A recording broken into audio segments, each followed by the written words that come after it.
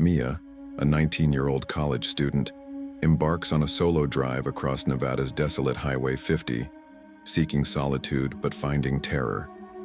Strange thuds from her trunk, a mysterious figure on the road, and a rusted key with an eerie message plunge her into a night of relentless fear. As she battles to escape, she uncovers the chilling legend of the highway's ghosts, leaving her questioning what was real and what still lingers. The Nevada desert sprawled endlessly under a star-scattered sky, swallowing the weak beam of Mia Larson's headlights. At 19, she was a community college dropout turned road trip enthusiast, weaving through life's chaos with a beat-up 2003 Honda Civic. Tonight, she was slicing through Highway 50, America's so-called Loneliest Road, headed to Reno to crash with her cousin Tara. Mia loved the solitude. Growing up in a cramped Las Vegas apartment with 3 younger siblings, she'd learned to savor silence. The radio stayed off, leaving only the rhythmic hum of tires on weathered asphalt and the occasional gust whistling through her cracked driver's side window. Her mom, Carla, had pleaded with her to wait until morning, but Mia shrugged it off. She wanted to hit Reno by dawn, surprise Tara, maybe even try her luck at a slot machine. Her trunk held a duffel stuffed with clothes, a half-empty water bottle rolled around the passenger seat, and a granola bar sat in the center console. Tucked in her pocket was a keychain flashlight, its dim beam more sentimental than useful, a gift from her dad before he skipped town years ago. She felt ready for anything. An hour into the drive, the road was a black ribbon stretching into oblivion. The dashboard clock read 2:17 a.m. Mia yawned, shaking off a wave of drowsiness. "Just the duffel," she muttered, picturing her overstuffed bag sliding around.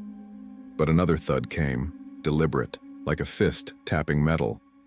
Her pulse quickened. She tried to laugh it off, maybe a loose tire iron.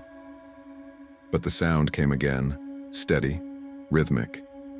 Mia pulled onto the gravel shoulder, the crunch under her tires jarring in the silence. Stepping out, the desert air was oppressively warm, carrying a faint whiff of sagebrush and dust. She hesitated, keys still in the ignition, then popped the trunk. Her heart pounded as the lid creaked open. She exhaled, slamming the trunk shut. "You're losing it, Mia," she said, forcing a laugh. 5 miles later, her headlights caught something, a figure standing on the road's edge, motionless. She slowed, squinting. His arms hung limp, unnatural. A hitchhiker? Out here? Mia stopped, keeping 20 feet between her car and the figure, engine idling. She was about to roll up the window when he raised a hand, pointing not at her but down the road into the dark. She checked her rearview mirror. Nothing but black. Then, another thud from the trunk, louder, like something alive. Cliffhanger. Mia's foot hovered over the gas pedal. Was someone or something in her trunk? And why was that man pointing into the void? Chapter 2. The gas station. Mia floored it, her car lurching forward, tires spitting gravel. Her hands shook, her mind a tangle of panic. The man? She didn't know, but she wasn't stopping until she reached light. People. Anything that wasn't this endless desert void. Rusted pumps that looked like they hadn't been serviced since the 80s, and a single clerk inside a grimy convenience store lit by buzzing fluorescents. Mia parked under the brightest floodlight, her car's engine ticking as it cooled. Typical. She grabbed her keys, locked the car, and hurried inside, the bell above the door jangling. The clerk, a wiry man in his 60s with a scruffy beard and a name tag reading Earl, barely glanced up from a dog-eared hot rod magazine. "Pumps out back," he grunted, chewing on a toothpick. Earl's eyebrow arched. "Your trunk? You hearing things?" "I heard thuds, loud ones. It felt off." Earl sighed, tossing the magazine aside and grabbing a heavy flashlight from under the counter. Outside, the desert air was still, the silence pressing against Mia's ears.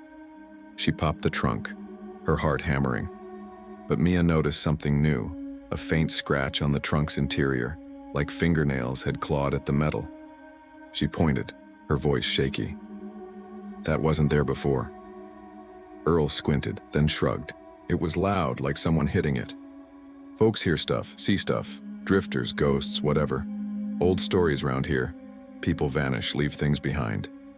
He paused, eyeing her. You want to stay till morning? Ain't much out there but coyotes and trouble. Staying felt safer, but she couldn't shake the need to keep moving, to get to Reno, to Tara. Lines down, Earl said. Storm last week fried it, nearest town's 40 miles. Mia's stomach sank. That's when she saw it. A single key, not hers, lying near the driver's door. It was rusted, old, with a tag that read Mile 93 in faded ink. She picked it up, her fingers trembling. She hadn't stopped at Mile 93.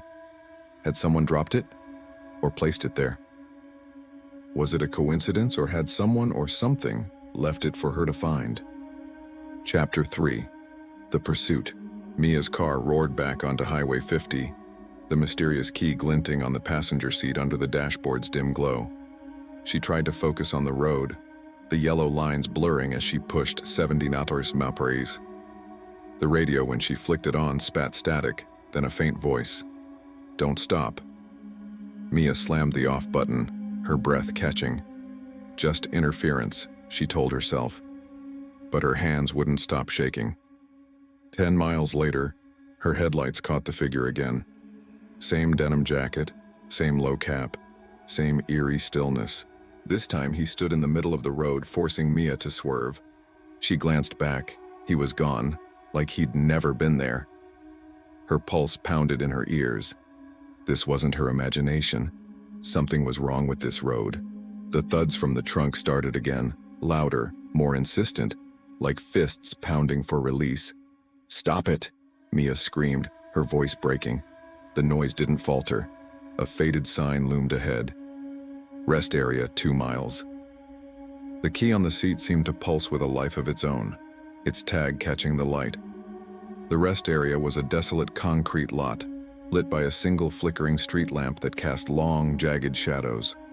Mia parked, grabbed the key and sprinted toward the building, her sneakers slapping the pavement. Inside, the air was thick with mildew, the walls covered in graffiti. Names, dates, cryptic phrases like, "He waits at 93. Her stomach twisted. She locked herself in a stall, clutching the key, trying to steady her breathing. Then footsteps. Slow, deliberate, circling the building. Mia held her breath, her heart thumping so loud she was sure they'd hear it. "Who's there?" she called, her voice barely a whisper. No answer. Mia's blood ran cold. She climbed onto the toilet, peering through a small, grimy window. Under the street lamp stood the man, holding her keychain flashlight, the one she'd left in the car. His cap hid his face, but his posture was wrong, too stiff like a puppet on strings. Cliffhanger. Mia's fingers fumbled with the window's latch. Could she escape before he reached her? And how did he have her flashlight? Chapter 4. The Escape. Mia's mind screamed at her to move. She shoved the window open, its rusted frame screeching. The man's head snapped up, his face still hidden under the cap's shadow. She scrambled through, jagged metal scraping her arms, and hit the ground hard, pain shooting through her knee. She didn't care. She ran back to her car, the door still ajar, her keychain flashlight now lying on the driver's seat. She dove inside, locking the doors, and reached for her keys. They were gone. Panic clawed at her chest. She grabbed the mysterious key, its tag now etched with new words. Look behind. Trembling, she checked the back seat, empty. But in the rearview mirror, she saw him, standing directly behind the car, motionless, his cap tilted just enough to reveal a pale, gaunt jaw. Mia screamed, flooring the gas.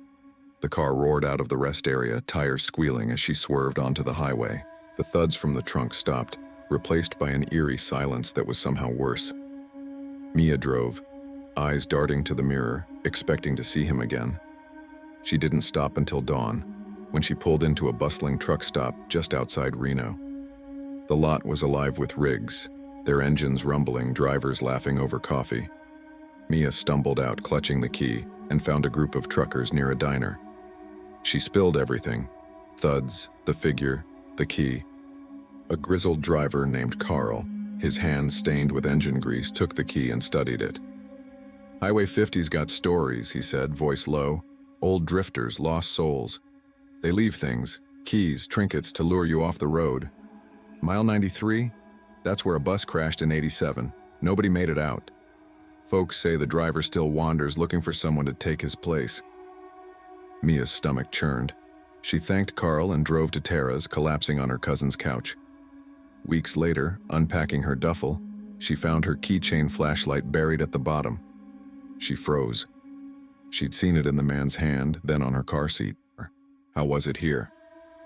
Now late at night, she sometimes hears a faint thud, like something shifting in the dark, and wonders if the highway let her go, or if it's still waiting. Cliffhanger. As Mia tries to move on, will the highway's ghost find her again, or is it all in her head?